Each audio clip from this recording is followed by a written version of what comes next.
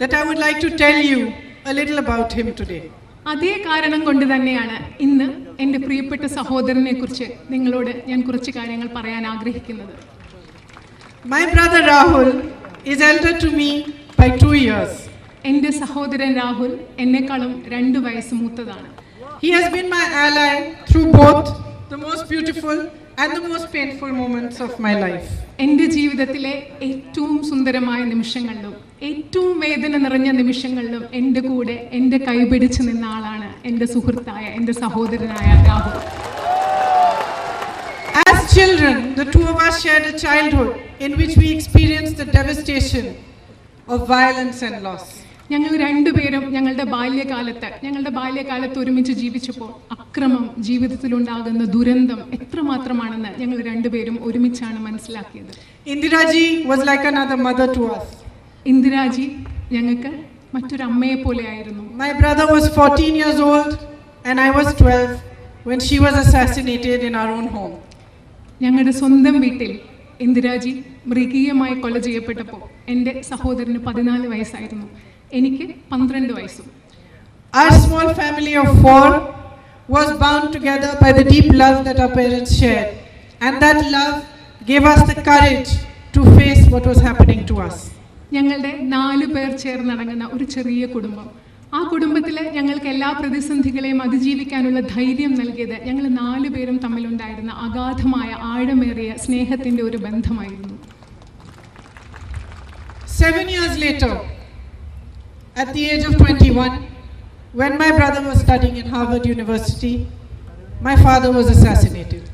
ഇന്ദിരാജി കൊല്ലപ്പെട്ട് 7 വർഷങ്ങൾക്ക് ശേഷം എൻ്റെ സഹോദരൻ ഹാർവർഡ് യൂണിവേഴ്സിറ്റിയിൽ പഠിക്കുന്ന കാലത്ത് അദ്ദേഹത്തിന് 21 വയസ്സുള്ള സമയത്താണ് എൻ്റെ പിതാവ് അതുപോലെ തന്നെ മൃഗീയമായി കൊല്ലപ്പെട്ടത്. My brother and I were shattered.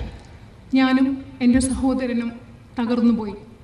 But even in that moment of shattering, he said to me that he had no anger in his heart. അങ്ങനെ എല്ലാ വിധത്തിലും തകർന്നുപോയ അവസ്ഥയിലും എൻ്റെ സഹോദരൻ എന്നോട് പറഞ്ഞു, എൻ്റെ ഹൃദയത്തിൽ അല്പം പോലും വിദ്വേഷവും ദ്വേഷവുമില്ല.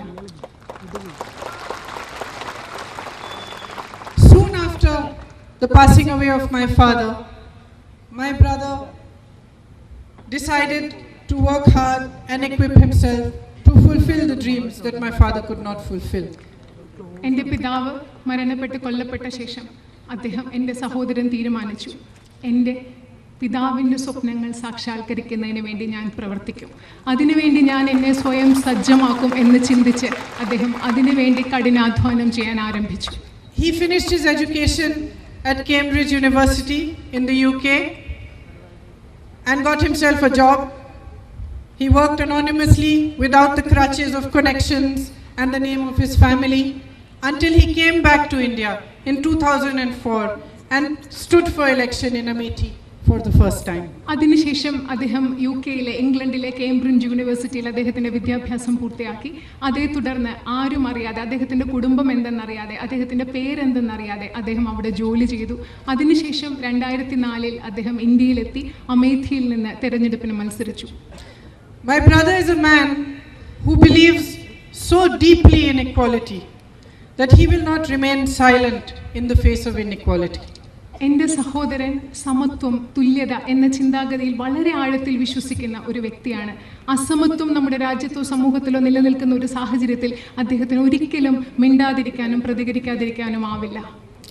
Sensing the unfairness of the political system, one of the first things he did was he attempted to democratize the frontal organizations of the Congress Party, of which he was in charge. നമ്മുടെ ജനാധിപത്യ സംവിധാനങ്ങളിൽ, രാഷ്ട്രീയ സംവിധാനങ്ങളിൽ നിലനിൽക്കുന്ന അസമത്വം മനസ്സിലാക്കിക്കൊണ്ട് അദ്ദേഹം ആദ്യം ചെയ്തത് നമ്മുടെ പാർട്ടിയുടെ പ്രധാനപ്പെട്ട സംവിധാനങ്ങളിൽ, സ്ഥാപനങ്ങളിൽ ജനാധിപത്യം കൊണ്ടുവരാനുള്ള ശക്തമായ ശ്രമങ്ങൾ നടത്തുകയാണ് അദ്ദേഹം ആദ്യം ചെയ്തത്. Despite much criticism, he went ahead.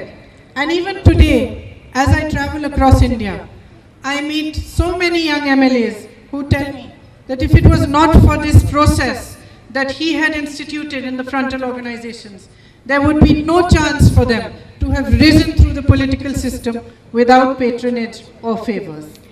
അദ്ദേഹം എൻ്റെ സഹോദരൻ ഇവിടുത്തെ പാർട്ടിയുടെ സ്ഥാപനങ്ങളിൽ ജനാധിപത്യം കൊണ്ടുവരാൻ ശക്തമായി ശ്രമിച്ചു. വളരെയധികം വിമർശനങ്ങൾ നേരിട്ടും അതൊന്നും കാര്യമാക്കാതെ അദ്ദേഹം മുൻപോട്ട് പോയി. ഈ രാജ്യത്തിൻ്റെ പല ഭാഗങ്ങളിൽ ഞാൻ സഞ്ചരിക്കുമ്പോൾ പലയിടത്തുമുള്ള യുവാക്കളും യുവതികളുമായ MLA-മാർ പറയുന്നു, രാഹുൽ ഗാന്ധി എന്ന വ്യക്തി ഇത്തരം പരിഷ്കാരങ്ങൾ ഈ സംവിധാനങ്ങളിൽ കൊണ്ടുവന്നില്ലെങ്കിൽ ഞങ്ങൾക്കാർക്കും ഇങ്ങനെ രാഷ്ട്രീയ സംവിധാനത്തിൽ വരാനും MLA-മാരാകുവാനും സാധിക്കുമായിരുന്നില്ല എന്ന് പല MLA-മാരും എന്നോട് പറയുന്നു. As I worked with him in Amethi, we started a group of self-help group for women. At that time, my idea was that it should help a few hundred women in the constituency, because wherever I used to go, I used to see how disempowered my sisters were and how much difficulty they had to face all on their own. അമേഠിയിൽ ഞാനും എൻ്റെ സഹോദരൻ രാഹുൽ ഗാന്ധിയും ഞങ്ങൾ ഒരുമിച്ച് പ്രവർത്തിച്ചപ്പോൾ ഞാൻ അവിടെ 100 പേർ ചേർന്ന സ്ത്രീകളുടെ സ്വയം സഹായ സംഘങ്ങൾ ഞങ്ങൾ തുടങ്ങി. എൻ്റെ ചിന്ത എന്ന് വെച്ചാൽ നമ്മുടെ സഹോദരിമാർ ധാരാളം ദുഃഖത്തിലാണ്, ദുരിതത്തിലാണ്. അവർക്ക് കുറച്ചു പേർക്ക് വേണ്ടി ഒരു സ്വയം സഹായ സഹകരണ സംഘം ആരംഭിക്കുക എന്നതായിരുന്നു എൻ്റെ ചിന്ത. When my brother became MP of Amethi, he grew that program which was helping 500 women into a program which is the biggest self-help group for women today in northern India, and there are more than 1 million women who are benefiting from it. അന്ന് 500 പേർക്ക് വേണ്ടി തുടങ്ങിയ ആ സ്വയം സഹായ സംഘം അതിനുശേഷം എൻ്റെ സഹോദരൻ അമേഠിയിലെ MP ആയപ്പോൾ വടക്കേ ഇന്ത്യ മുഴുവൻ പടർന്ന് പന്തലിച്ച് ഇന്ന് ഏകദേശം ദശലക്ഷക്കണക്കിന് സ്ത്രീകളെ സഹായിക്കുന്ന ഒരു വലിയ സ്വയം സഹായ സംഘമായി അവിടെ മാറിയിരിക്കുന്നു. One day elections were coming, and I said to him, "We have so many women in this self-help group. Why don't we tell them about our ideology and ask them to help us spread it?" And he turned to me and he said, "No, Priyanka. We are not empowering these ladies so that they should be indoctrinated with our views. We are empowering them so that they should have views of their own." And he did not let me do it. ഒരിക്കൽ election വന്നപ്പോൾ ഞാൻ എൻ്റെ സഹോദരൻ രാഹുലിനോട് ചോദിച്ചു, എന്തുകൊണ്ട് ഈ പറയുന്ന സ്വയം സഹായ സംഘങ്ങൾ, നമ്മൾ വളർത്തിയെടുത്ത സ്വയം സഹായ സംഘങ്ങളിലെ സ്ത്രീകളെ നമ്മളുടെ കോൺഗ്രസിൻ്റെ ആശയധാര പ്രചരിപ്പിക്കുന്നതിന് വേണ്ടി ഉപയോഗിച്ചുകൂടാ?